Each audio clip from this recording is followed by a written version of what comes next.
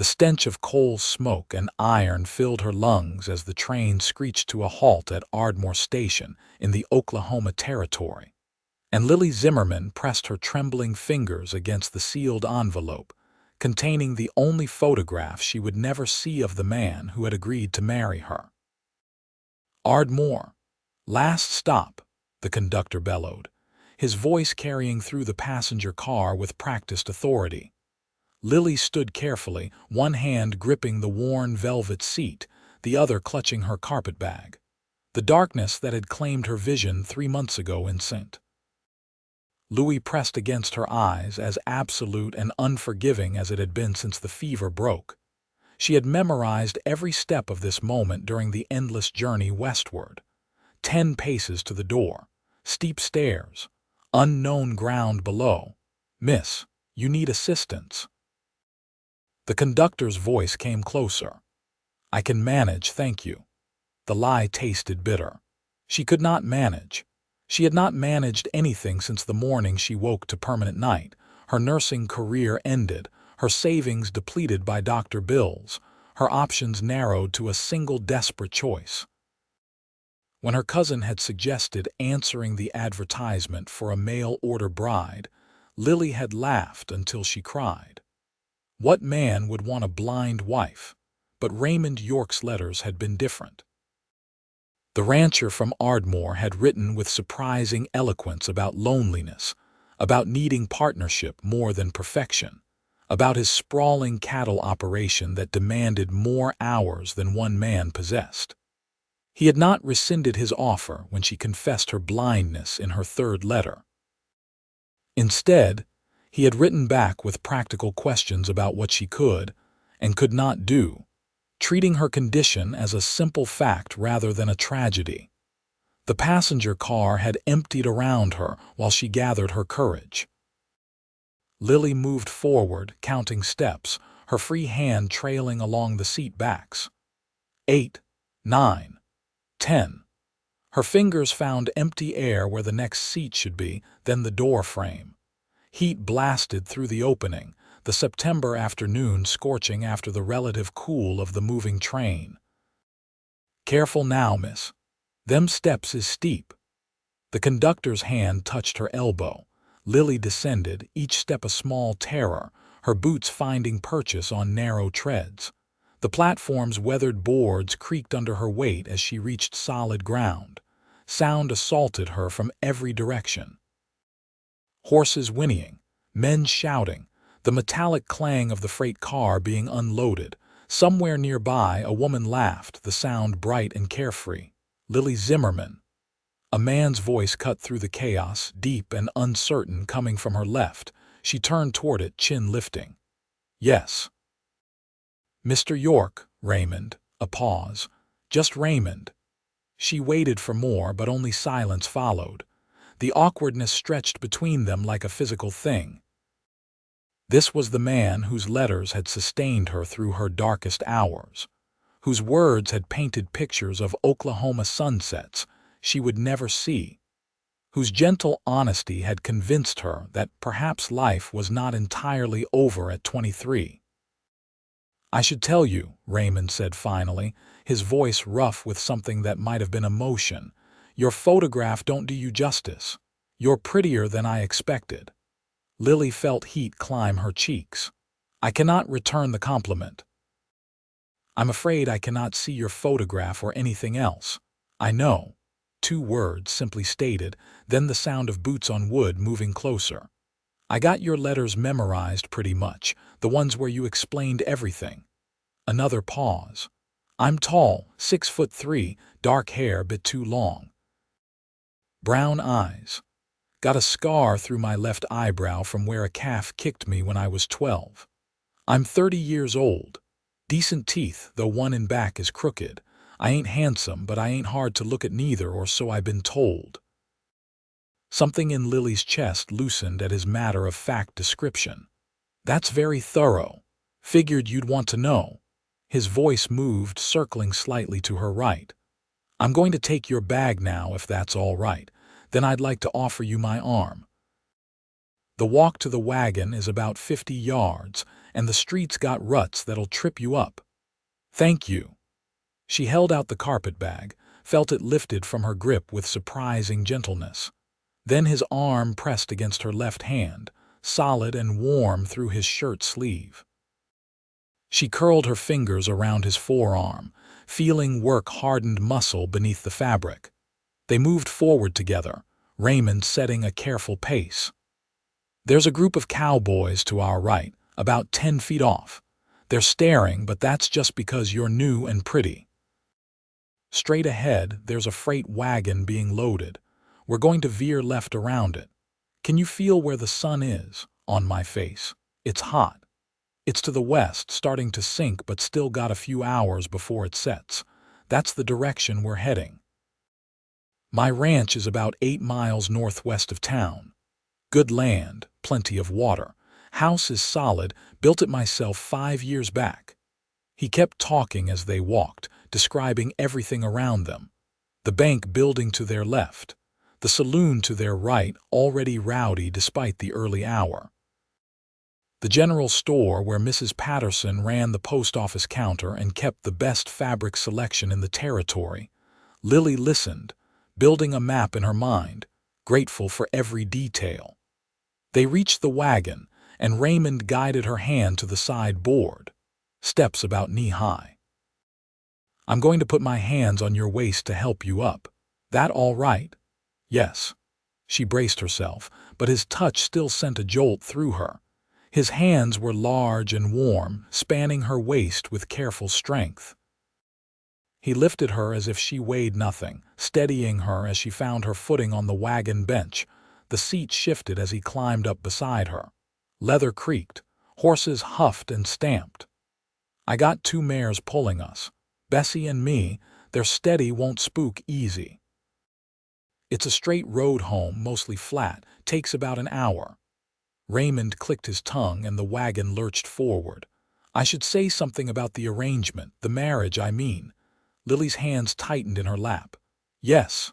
I meant what I wrote in my letters. I need a wife, a partner. Someone to help run the household side of things while I manage the cattle and the land. But I ain't expecting nothing you ain't willing to give. We can take this slow, figure each other out proper. I had the spare room fixed up for you. You can stay there long as you want. Relief and disappointment warred in her chest. That's very considerate, just honest. The wagon hit a rut and his shoulder bumped hers. Sorry, like I said, the road's rough. You can hold onto my arm if it helps steady you. Lily hesitated, then curled her hand around his bicep. The contact felt strange and necessary at once. She was touching a man she had never seen, on her way to marry him, to live in his house, to build a life she could barely imagine. Terror should have overwhelmed her, but instead, she felt an odd sense of rightness. Tell me about the ranch, she said, needing to fill the silence with something other than her racing thoughts. Raymond launched into a detailed description, his voice warming as he spoke of his land. 500 acres, half of it prime grazing, the rest divided between cropland and woodland. 200 head of cattle, mostly longhorns but some crossbreeds. A barn, a chicken coop, a smokehouse. His foreman Tom, who lived in the bunkhouse with 2 ranch hands, a creek that ran year-round through the property. The house has 4 rooms. Main room where the kitchen and sitting area is, 2 bedrooms and a small room I use for record keeping. There's a porch that runs the length of the front, catches the evening breeze real nice. Floors all wood, no rugs except one by the fireplace. I tried to keep things simple, but a woman's touch would help. I ain't much for decorating. Can you describe the main room in detail? Lily asked. Where the furniture is placed, where things are kept. Raymond went quiet for a moment, then made a sound of understanding. That's smart. You need to know where everything is so you can move around safe. He began describing the layout with careful precision. The cook stove along the east wall, the table in the center with 4 chairs, the dry sink beneath the south window. The cupboards built into the wall beside the stove, with dishes on the upper shelves and pots on the lower. The rocking chair by the fireplace. The wood box next to the door. Lily committed every word to memory, her mind sketching a map of the space that would become her domain. "I'll walk you through everything once we get there," Raymond continued. "Make sure you know where every single thing is, and if you want anything moved or changed, you just say so. It's your house now, too."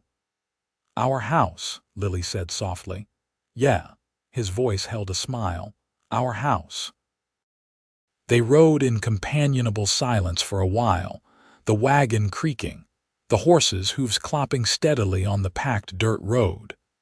The heat pressed down like a physical weight, and Lily felt sweat gathering beneath her collar. The air smelled of dust and prairie grass and something else, something wild and open that she had never encountered in St. Louis. "There's a storm building to the north," Raymond said eventually. "Big clouds, dark and heavy. Might get rain tonight, which would be good. We could use it. But it's going to make the air thick and hard to breathe before it breaks." "I can feel it," Lily said. "The pressure changing. It makes my head ache a little." "There's willow bark tea in the cupboard, top shelf, left side, in a blue tin. I get headaches sometimes too from an old injury." The tea helps. More silence. Lily felt herself relaxing incrementally, her body adjusting to the wagon's rhythm, to Raymond's solid presence beside her. His earlier words echoed in her mind.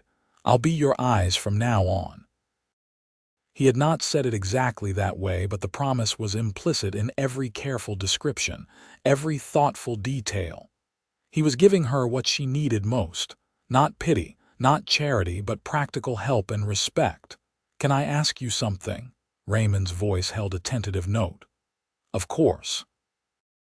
"What was it like? The fever that took your sight? If you don't want to talk about it, that's fine, but I'd like to understand." Lily took a slow breath, surprised to find the memory did not hurt as much as it once had. "It started with a headache. I was working at St. Mary's Hospital, nursing patients through a typhoid outbreak. I thought I was just tired, working too many hours. By the time I realized I had contracted it myself, the fever had taken hold. They tell me I was unconscious for 5 days. When I woke, everything was dark. The doctors said the fever damaged something in my brain, in the parts that process vision. My eyes are fine, but the connection is broken. There's no fixing it. That must have been terrifying." "It was. It is." Lily paused, considering. "But I'm learning to live with it. I can do more than people think. I can cook, clean, so I can navigate familiar spaces. I just need time to learn them and someone patient enough to help me do that." "I got patience," Raymond said. "And time. We got all the time in the world to figure this out together." The wagon slowed, then turned. "We're on my property now," Raymond announced. "Our property. The gate was open, which means Tom's expecting us. The road gets a bit rougher here, more ruts from the cattle moving back and forth. You're going to want to hold on tighter." Lily gripped his arm with both hands as the wagon jolted over uneven ground. Raymond kept up a steady narration, describing the fence line, the pastures spreading out on either side, the cattle grazing in the distance. A dog started barking, the sound growing closer and more excited. "That's Rex. He's a good dog, gentle despite all the noise. Won't jump on you or knock you down. He's just happy to see me home." The wagon came to a stop. Lily heard boots hitting the ground, then Raymond's voice calling out to someone named Tom. Another man responded, older by the sound of it, his words indistinct. Raymond returned to the wagon, his hands finding Lily's waist again. "Let me help you down. There's a step on the side of the wagon. I'll guide your foot to it." She let him maneuver her down, trusting his strength and guidance. Her boots hit solid earth and she stood for a moment, feeling the space around her. The air moved differently here, more open. She could hear the creek Raymond had mentioned, water trickling over stones. Birds called from somewhere nearby. The dog snuffled at her skirt and she reached down cautiously, finding soft fur and a wet nose.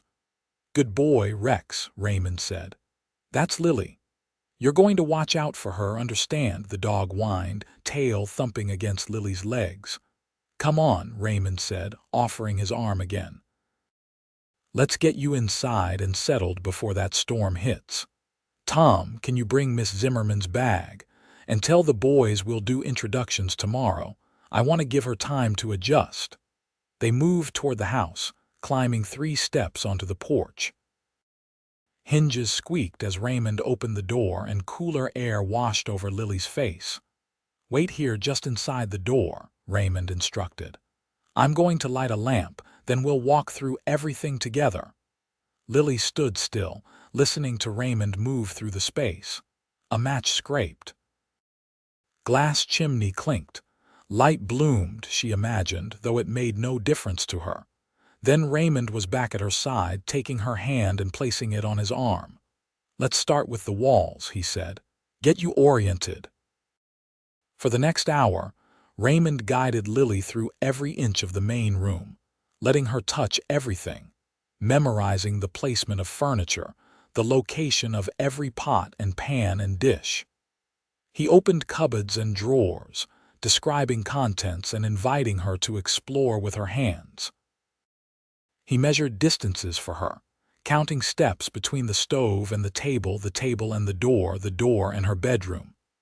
The bedroom was small but clean, with a narrow bed, a dresser, and a washstand. Raymond described the quilt on the bed, blue and white in a star pattern, made by his mother before she passed.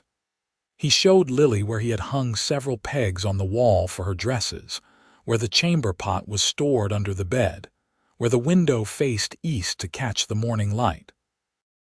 "I know you can't see it," he said quietly, "but the window's got a nice view of the creek and the cottonwood trees. When it's open, you can hear the water. I thought that might be nice for you." "It's perfect," Lily said, and meant it. The room smelled of fresh air and sun-dried linens. The bed was soft when she sat on it, testing. Everything felt solid and real and carefully prepared. "Thank you, Raymond, for all of this. You haven't seen the outhouse yet," he said with a hint of humor.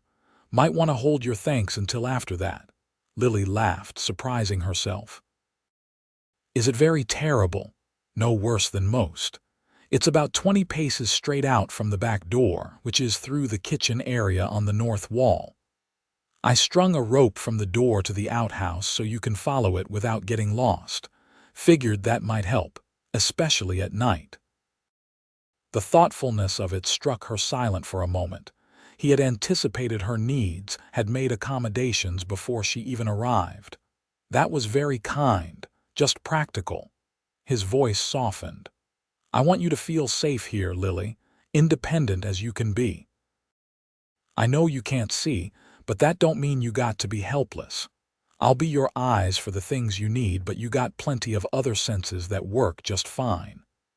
There it was, the promise she had heard in his letters made explicit. "I'll be your eyes." The words settled into her chest, warm and steady as a heartbeat. A rumble of thunder rolled across the sky. The storm was getting closer. "I should see to the horses," Raymond said. "Get them settled in the barn before the rain hits. You want to stay here and rest. Or would you rather come with me? I can describe everything along the way." Lily considered. She was tired from the long journey, exhausted by the constant effort of navigating blind through unfamiliar territory. But the thought of sitting alone in a strange room while Raymond worked outside felt worse. "I'll come with you. If I'm going to live here, I should know the whole place." "All right, then. Let me get you some different shoes first. Those fancy boots you're wearing aren't made for barn work. You got anything sturdier in your bag?" Tom had left her carpetbag on the bed. Lily opened it, her hands finding the worn work boots she had packed at the bottom. Raymond waited patiently while she changed, then guided her back through the house and out the rear door. True to his word, a rope stretched from the door frame, rough hemp under her fingers. "The barn's about 40 yards west," Raymond explained as they walked, Lily's hand on his arm. "Big structure, can't miss it. Red paint, though that's faded considerable. Got stalls for 8 horses, though I only got 4 right now.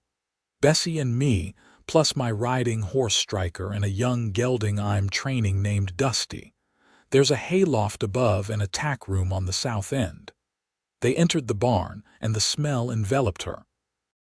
Hay and leather and horse, warm and oddly comforting.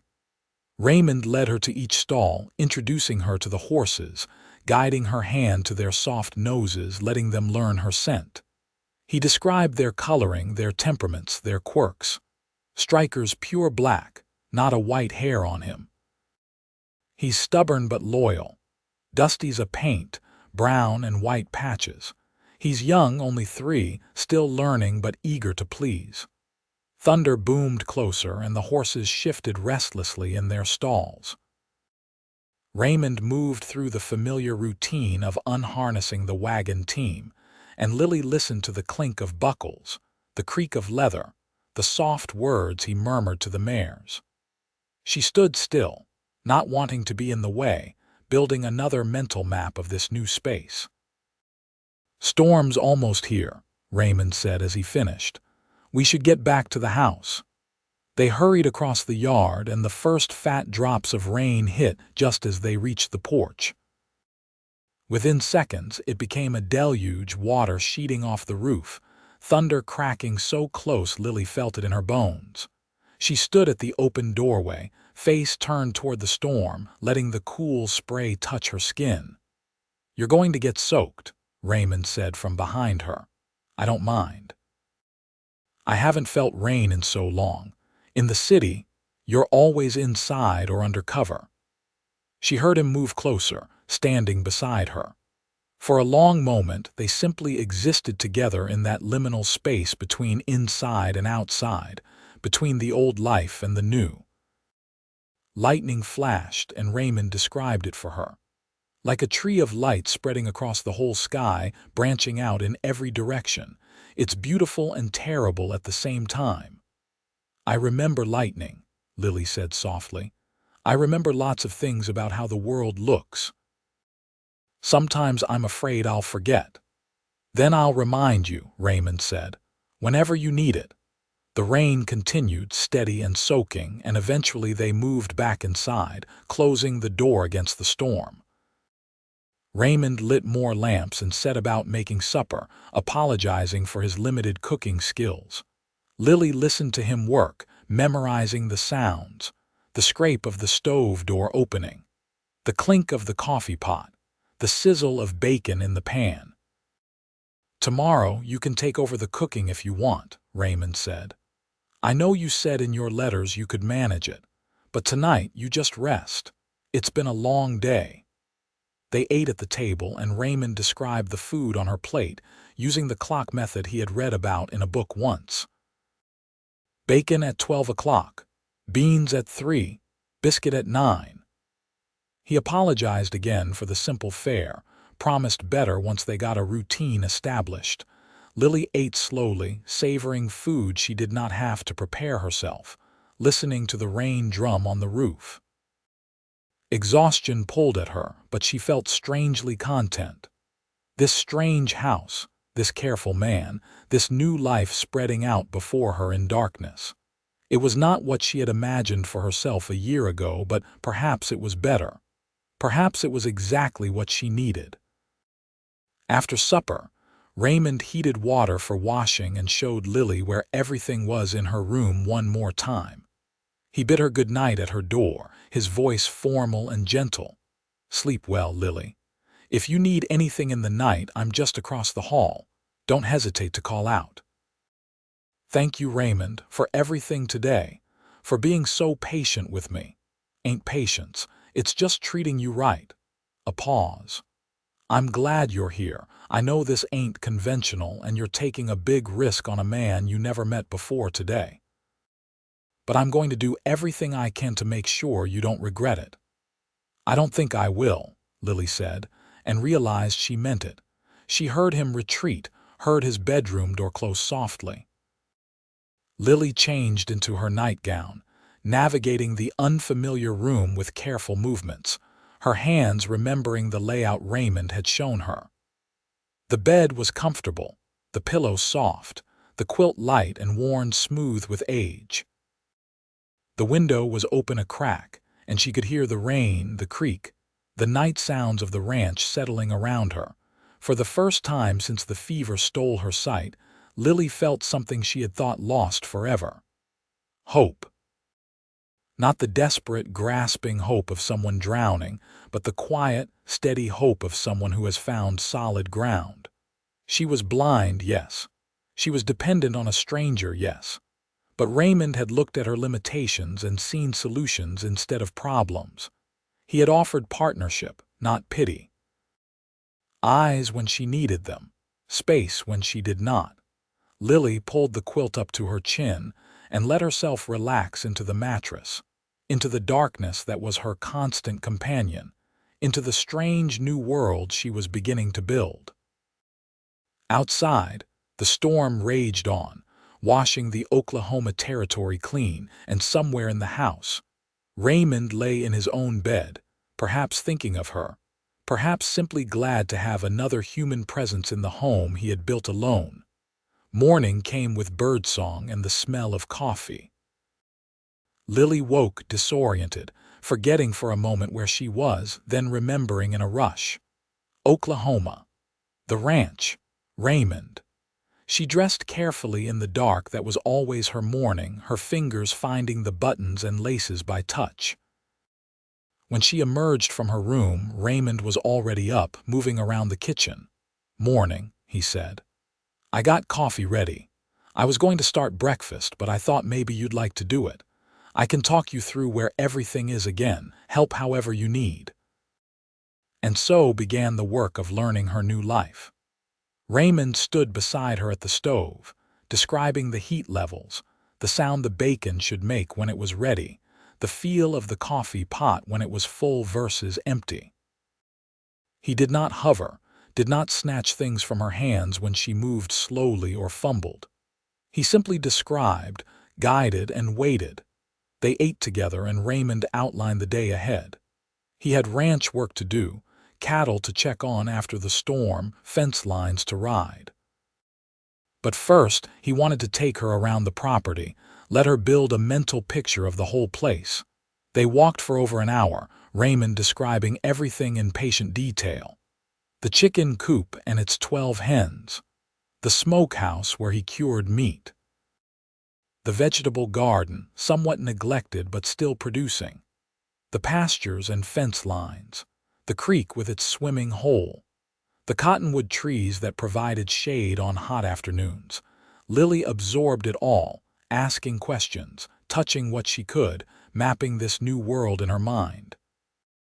By the time they returned to the house, she was sweating in the late morning heat, but she felt more grounded, more real in this place. "I need to ride out now," Raymond said. "Check on the herd. I'll be back by supper time. Will you be all right here alone?" Fear flickered through her, but Lily pushed it down. "Yes, I'll practice moving through the house, get more comfortable with the layout, maybe do some cooking prep for supper." "There's a bell on the porch," Raymond said. "Big brass one.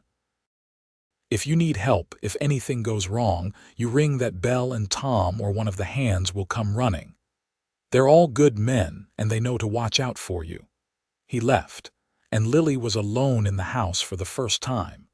The silence pressed in, but she refused to let fear paralyze her. She had lived through losing her sight, losing her livelihood, losing every ounce of independence she had built. She could handle an empty house. Lily spent the day relearning everything Raymond had shown her, moving from room to room, touching furniture and walls, counting steps, building confidence. She found the tin of flour in the cupboard, the salt and sugar and lard. She prepared dough for biscuits, working by feel and smell and memory of thousands of meals made before the darkness came. Her hands remembered what her eyes could no longer see. By afternoon, she was tired but triumphant.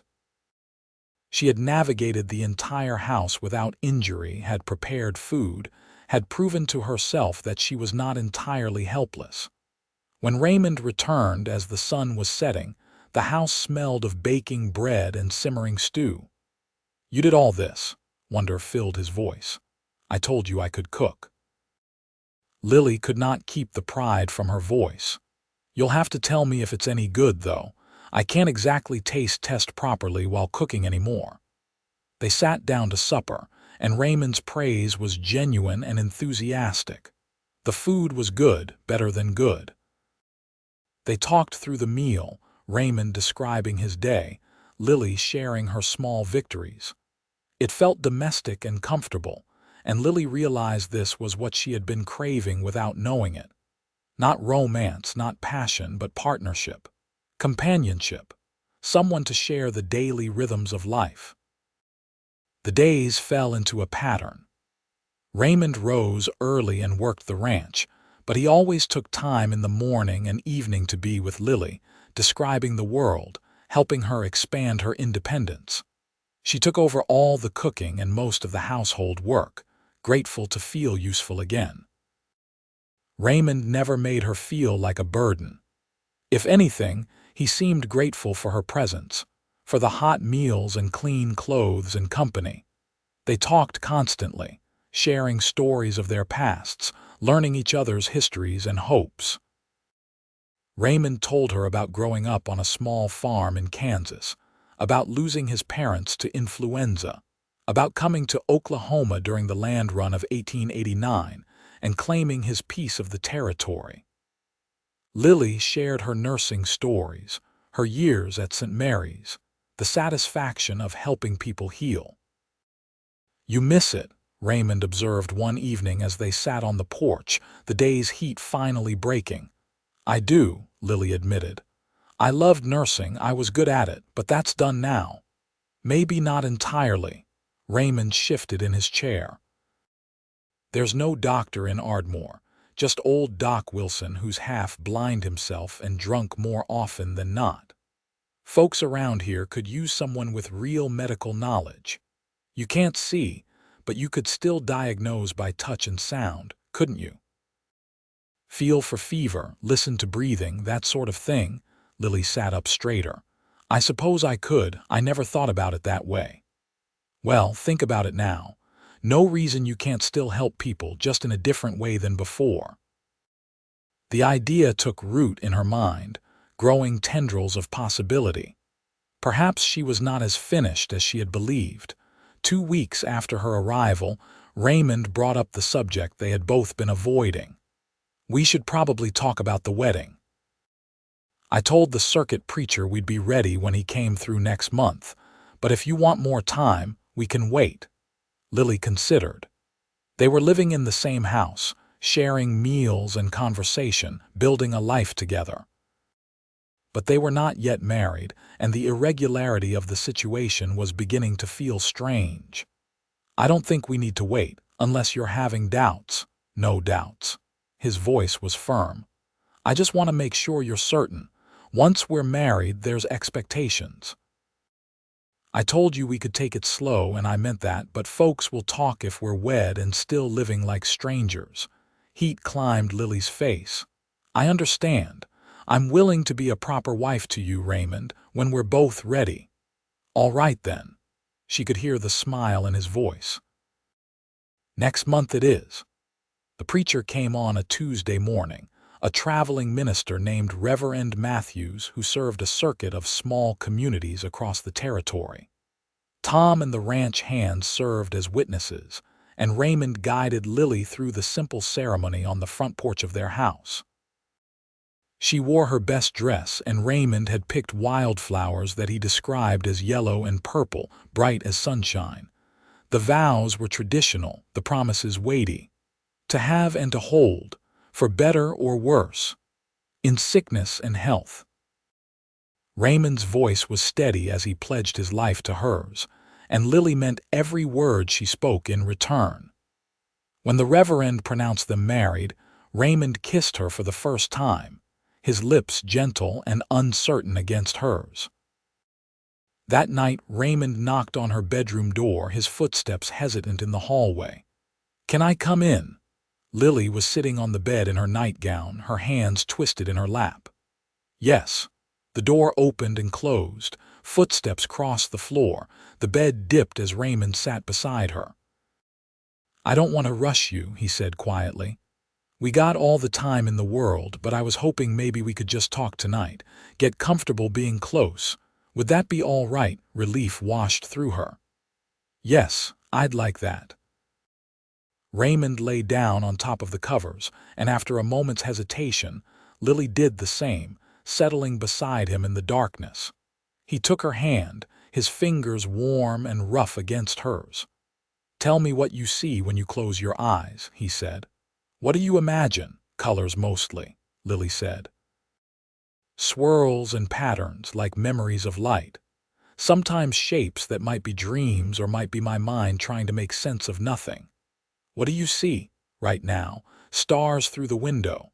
Thousands of them, more than you can count, some bright, some dim.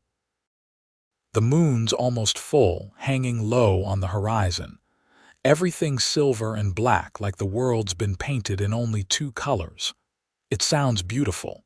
"It is." He squeezed her hand. "But you're more beautiful than any of it. You can't know that. You're biased now. You married me."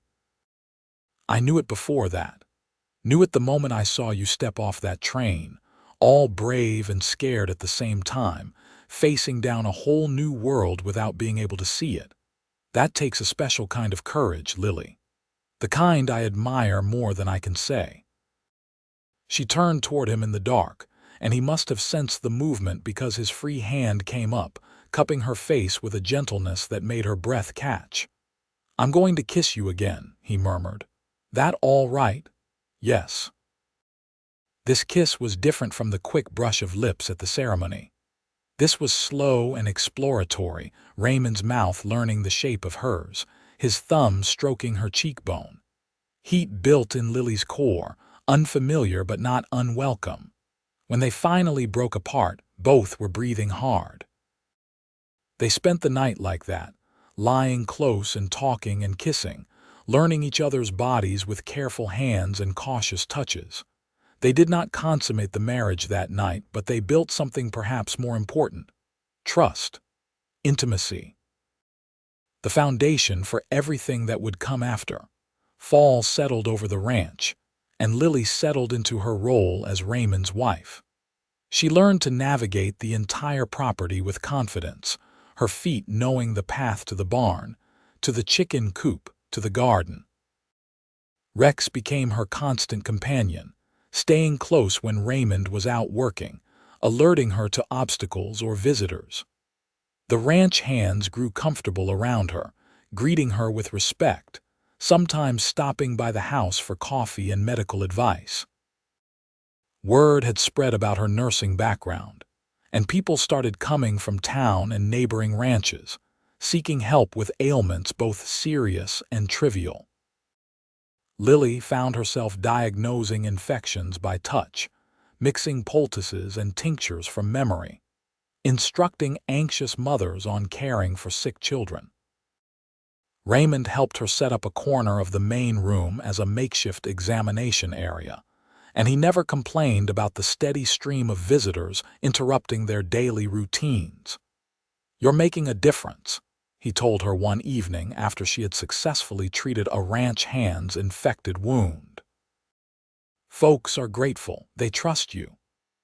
"I'm just doing what I was trained to do," Lily said, but pride warmed her chest. She had found purpose again, had discovered that her life was not over, merely changed. As the weather cooled and they moved deeper into October, Lily and Raymond's relationship deepened as well. They had been married for 6 weeks when Raymond came to her room again, knocking softly on her door after supper. "Can we talk?" he asked when she invited him in.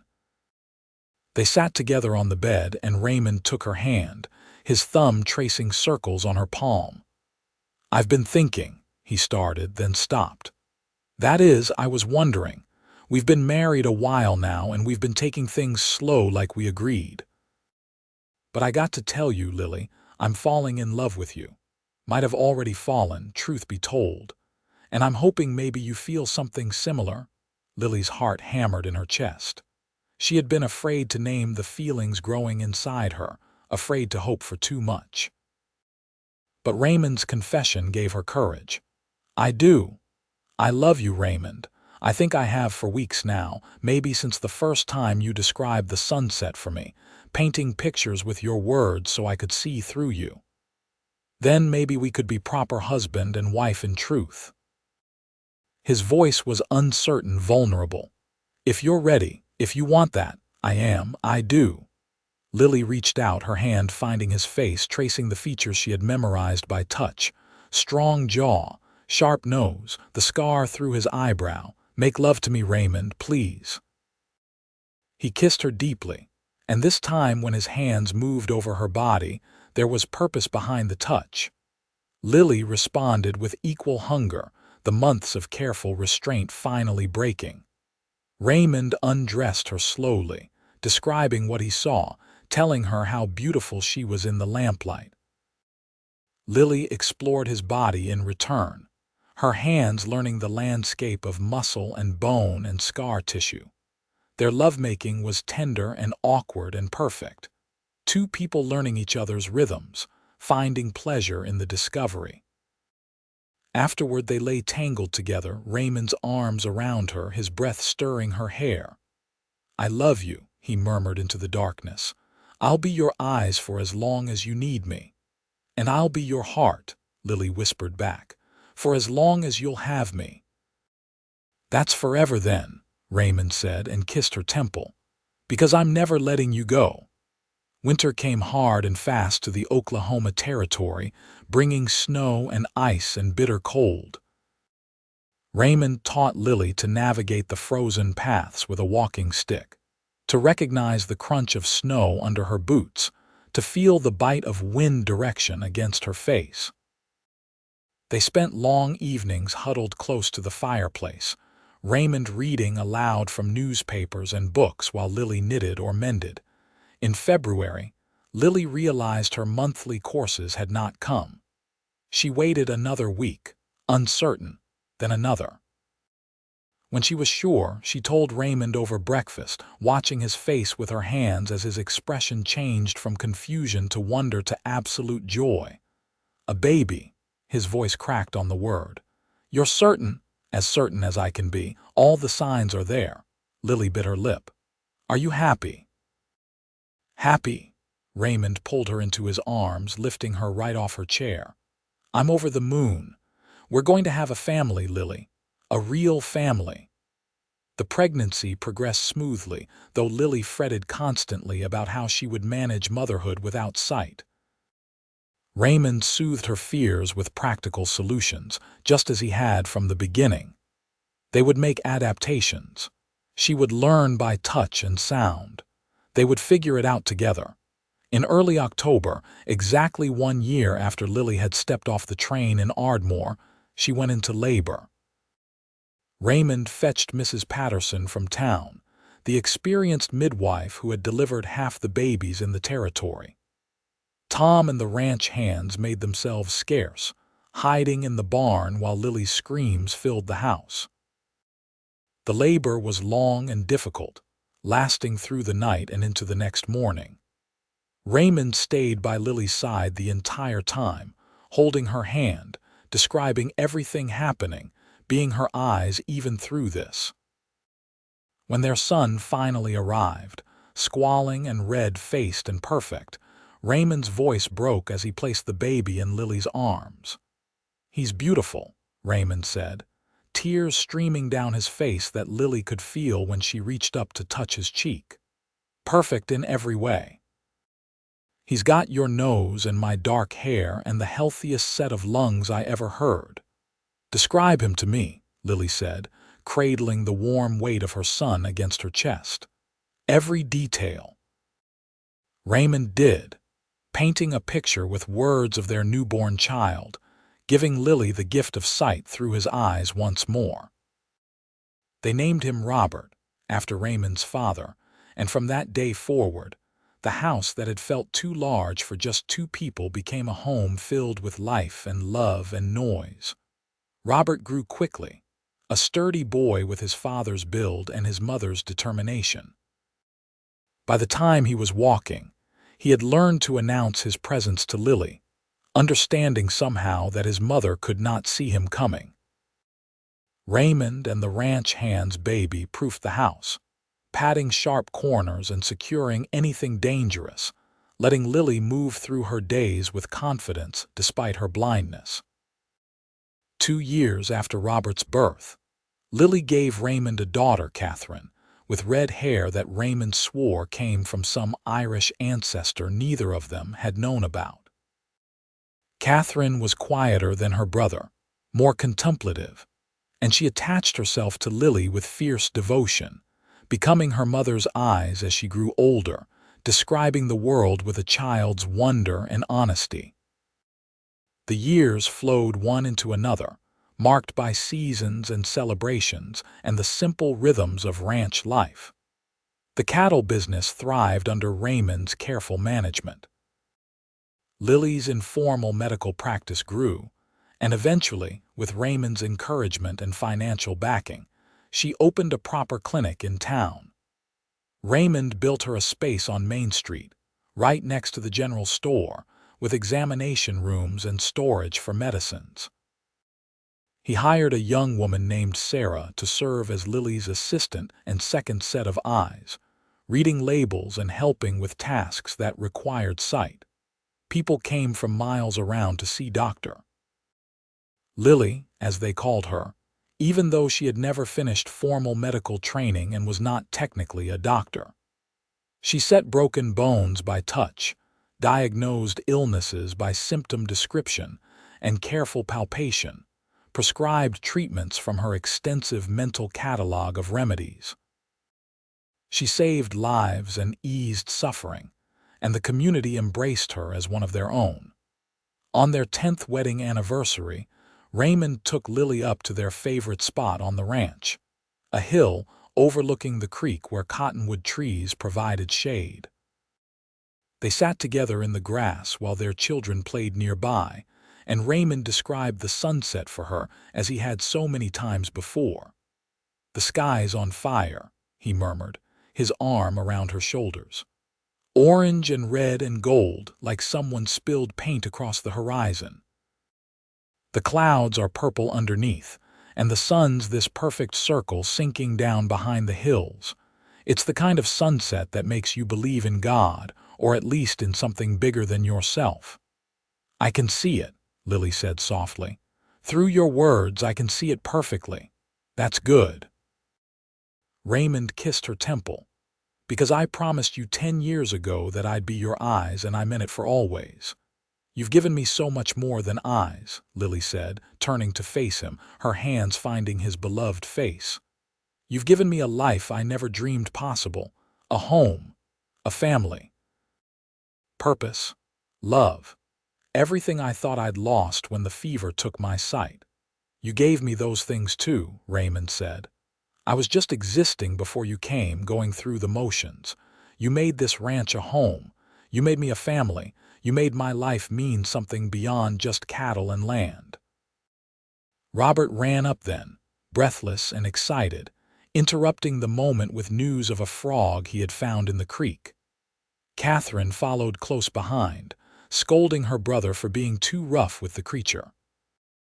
Raymond and Lily listened to their children's chatter and laughter, and Lily felt a contentment so deep it almost hurt. This was what happiness looked like, she thought. Not the absence of hardship or the erasure of loss, but the building of something beautiful despite it all. She was still blind.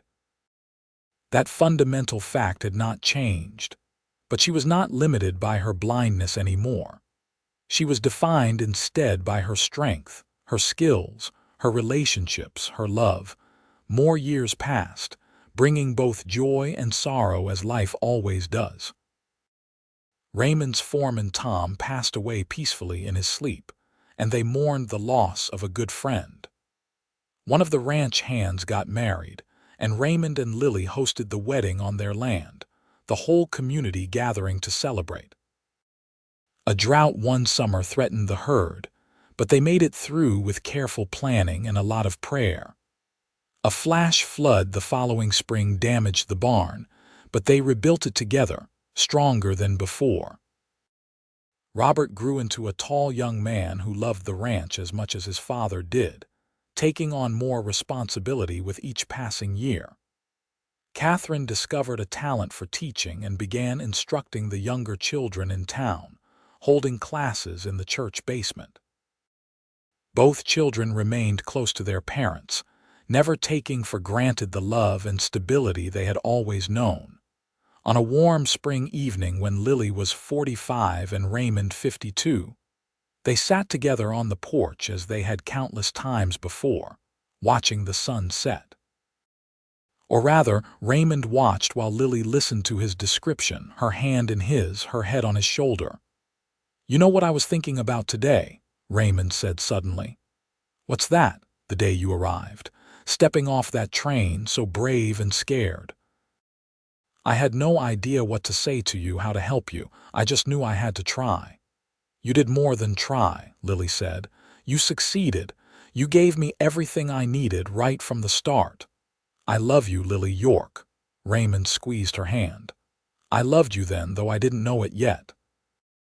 I love you now. I'll love you until the day I die and probably beyond that too." "I love you too," Lily said, emotion thick in her throat. "Thank you for being my eyes all these years, for seeing me, really seeing me when everyone else just saw my blindness." "That's because you were never your blindness," Raymond said. "You were always just Lily. Beautiful, brave, brilliant Lily. I was just lucky enough to recognize it." They sat in comfortable silence as the evening deepened around them, two people who had found each other against impossible odds and built a life that neither could have imagined. The ranch sprawled around them, prosperous and thriving. Their children were grown and happy. The community they had helped build was strong. It was not perfect. Life never was. But it was good, so very good, and that was more than enough. Inside the house, Catherine was preparing supper, humming a tune she had learned from her mother. In the barn, Robert was finishing the evening chores, his voice carrying across the yard as he talked to the horses. Rex, graying now but still loyal, lay at Lily's feet, his tail thumping contentedly against the porch boards. This was home. This was family. This was love in its truest, deepest form. And as Raymond began describing the stars emerging in the twilight sky, painting pictures with words so Lily could see the universe unfold above them, she thought about that terrified young woman who had stepped off the train so long ago. If she could go back and tell her younger self anything, it would be this: "You will be all right, better than all right. You will be happy, you will be loved. You will be whole, even in your brokenness. The darkness will not defeat you. Someone is waiting who will be your eyes, and you will be his heart, and together you will build something beautiful." The years continued to flow, bringing Raymond and Lily into their golden season together. They became grandparents when Robert married a sweet-natured woman named Emma from a neighboring ranch, and Catherine wed a shopkeeper's son from Ardmore named Daniel. The grandchildren adored Lily, never seeing her blindness as strange or limiting, simply accepting it as part of who Grandma was. She told them stories and taught them songs and let them help in her clinic when they were old enough, passing on her knowledge of healing to another generation. Raymond's hair went white, his body moved slower, but his devotion to Lily never wavered. If anything, he became more attentive with age, always making sure she had what she needed, still describing the world for her with undiminished enthusiasm. Even as his own eyesight began to fade with cataracts, he would squint and strain to see things clearly enough to paint them in words for his wife. "We're going blind together," he joked one afternoon when the doctor confirmed his failing vision. Soon I won't be able to be your eyes anymore. Then we'll be blind together, Lily said, squeezing his hand. And we'll navigate by memory and love, just as we always have. But Raymond's vision stabilized at a functional level, enough to get by, and he continued his role as Lily's eyes for many more years. They celebrated their 25th anniversary, then their 30th, then their 35th. The ranch continued to thrive under Robert's management, though Raymond still rode out most days, unable to fully relinquish his connection to the land he had claimed so long ago. On a crisp October morning, 42 years after Lily had first arrived in Ardmore, she woke to find Raymond unusually quiet beside her. "What is it?" she asked, sensing something different in his breathing, in the quality of his silence. "Nothing bad," Raymond assured her, rolling to face her, his hand finding hers beneath the quilt. "I was just thinking how blessed I am. 42 years married to you, and it still doesn't feel like enough time. I want 42 more. 442 more." "Greedy man," Lily teased, but her throat was tight with emotion. "For you, always." Raymond pulled her close, and they lay tangled together as morning light filled the room, neither in a hurry to start the day, both simply savoring the presence of the other. They had weathered every storm together. Economic hardships and personal losses, droughts and floods, illness and injury. Through it all, the love between them had remained constant, a foundation stronger than stone, deeper than any well. Raymond had been Lily's eyes, yes, but she had been so much more to him. His partner, his comfort, his reason for building something that would outlast them both. That afternoon, the whole family gathered at the ranch for a celebration that had not been planned but emerged organically, everyone wanting to be together. Children and grandchildren filled the house with noise and laughter, and Lily sat in her rocking chair by the fire, surrounded by the family she and Raymond had created, feeling utterly content. As the sun began to set, Raymond took Lily's hand and led her outside to their favorite hill, the place they had shared so many moments over the decades. They settled into the grass, and Raymond began to describe the sunset, his voice as strong and sure as it had been on their first day together. "The sky's ablaze," he said softly. "Fire and gold and crimson, like the earth itself is glowing. The clouds are edged in light, and the sun's hanging there like a jewel, too beautiful to be real but too real to be anything but God's own handiwork. It's the kind of sunset that makes you grateful to be alive, to be here, to be with the person you love." "I can see it," Lily whispered, tears streaming down her weathered face. "I can see it all through your words, through your love. You've painted the world for me every single day for 42 years, Raymond. How can I ever thank you?" "You already have," Raymond said, his own voice thick with emotion. "By being here, by choosing me, by loving me back, by building this life with me." He paused, then continued. "I want you to know something, Lily. When my time comes, when I can't be your eyes anymore, you won't be alone. Our children, our grandchildren, they'll all see for you. They've learned from me how to describe things, how to paint pictures with words. You'll always have eyes as long as this family exists." "Don't talk like that," Lily said, even though she knew death came for everyone eventually. "You're not going anywhere." "Not today," Raymond agreed, "but someday. And when that day comes, I want you to remember that loving you was the greatest privilege of my life. Being your eyes showed me how to really see. You taught me that." They sat together until the stars emerged, Raymond describing the constellations until his voice grew hoarse, and Lily was shivering with cold. Then they walked back to the house together, hand in hand, just as they had walked through 4 decades of life. More years passed, and the family grew even larger as grandchildren married and had children of their own. The ranch expanded, the clinic in town thrived, and Raymond and Lily became pillars of the community, respected and beloved by all who knew them. People told stories about the blind healer and her devoted husband, about their enduring love, about the family they had built from such unlikely beginnings. When Raymond was 75 and Lily 68, his heart began to fail. The doctor said it was simply age and hard work catching up to him, that there was nothing to be done but make him comfortable. Raymond accepted the news with equanimity, more concerned about Lily than himself. "You'll be all right," he told her as they sat together on the porch one evening, his voice weaker than it used to be but still determined. "You've always been stronger than you thought. You'll keep going, keep helping people, keep loving this family we built." "I don't want to do it without you," Lily said, tears flowing freely.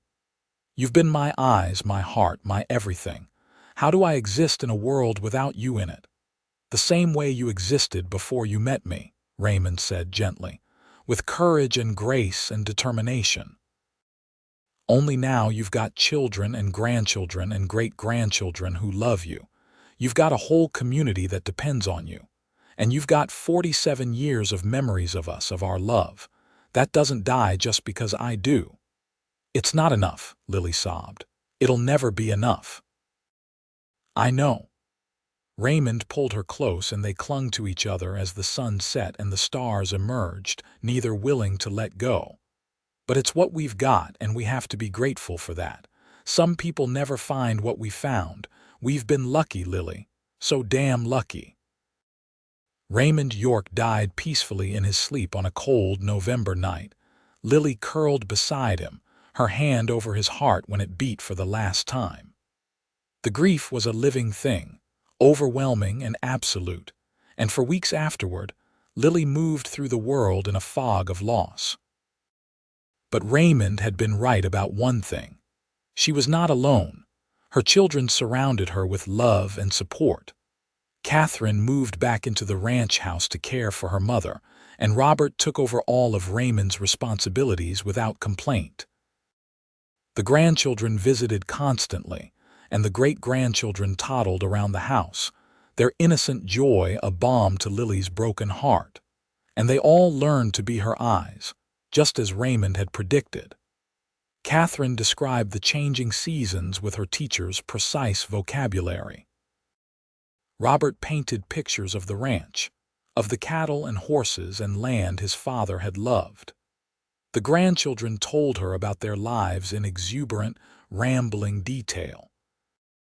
They all filled the silence Raymond had left behind, giving Lily reasons to keep living even when grief threatened to pull her under. Lily continued her clinic work, finding solace in helping others, in using the skills she had honed over decades to ease suffering. She lived for 5 more years after Raymond's death, years filled with family and purpose, and the steady rhythms of life in Ardmore. She was 73 when pneumonia finally claimed her on a spring morning, the windows open to let in the breeze, surrounded by children and grandchildren who held her hands and whispered that it was all right to go, that Raymond was waiting for her. In her final moments, Lily felt a profound sense of peace. She had lived a full life, had loved deeply and been loved in return, had made a difference in her corner of the world. And as her breathing slowed and the darkness that had been her companion for over 50 years finally claimed her entirely, she could have sworn she heard Raymond's voice, warm and familiar, saying the words he had spoken so many times before. "I can see you, Lily. You're so beautiful. Come on now, take my hand. Let me show you everything. Let me be your eyes again, now and forever." They buried Lily beside Raymond on the hill overlooking the creek, under the cottonwood trees that had shaded so many of their afternoons together. The whole community turned out for the funeral, and person after person stood to share stories of how Lily had helped them, healed them, changed their lives. Catherine and Robert spoke of their parents' love story, of how a blind mail-order bride and a lonely rancher had found each other and built something extraordinary from circumstances that seemed impossible. The years continued to pass, as years do, and the story of Raymond and Lily became legend in Ardmore. Their descendants multiplied and spread across the territory and beyond, carrying forward the legacy of love and dedication and service that their ancestors had established. The ranch stayed in the family for generations, and the clinic in town eventually became a proper hospital, with Lily's name carved above the entrance in recognition of her contributions to the community's health and well-being. Their love story became the kind that mothers told daughters and fathers told sons, a reminder that the best partnerships are built not on perfection but on patience, not on what we can see but on how we choose to love, not on the absence of challenges but on the commitment to face them together, hand in hand, heart to heart, eyes open to all the world's beauty and pain and wonder. And so the story ended as all stories must, but the love it told lived on, woven into the very fabric of Ardmore, into the land Raymond had claimed and the community Lily had served, into the family they had built and the lives they had touched. It was a love that transcended sight and circumstance, a love that proved the best way to see is sometimes through another person's eyes, and the best way to live is in service to the person you love, offering them your strength where they are weak, your sight where they are blind, your heart where they are hurting. Raymond had been Lily's eyes, yes, but she had been his heart, his purpose, his reason for becoming the best version of himself. Together they had been complete, two halves of a whole, partners in the truest sense of the word. And their story, told and retold through generations, became a testament to the transformative power of love, to the possibility of building beauty from hardship, to the truth that the greatest adventures often begin when we open our hearts to someone who needs what we have to give and offers what we need in return. In the end, it was a simple story of two people who found each other when they needed each other most, who chose each other every day for nearly 5 decades, who built a life and a family and a legacy that outlasted them both. It was a story of blindness and sight, of darkness and light, of loss and redemption. But most of all, it was a love story, the best kind of love story, the kind that reminds us all why we keep believing in love even when the world gives us every reason not to. And on that hill in Ardmore, under the cottonwood trees that had witnessed so much joy and sorrow, the wind whispered through the leaves, carrying echoes of Raymond's voice describing sunsets, of Lily's laughter ringing clear and true, of all the moments they had shared in a life well lived and a love well loved. The grass grew green over their graves, the creek flowed eternal, and the sun continued to set in blazing glory, painting the sky in colors that perhaps, somewhere beyond sight and death and time itself, Lily could finally see for herself, through her own eyes at last, while Raymond stood beside her, his hand in hers, both of them whole and together and home.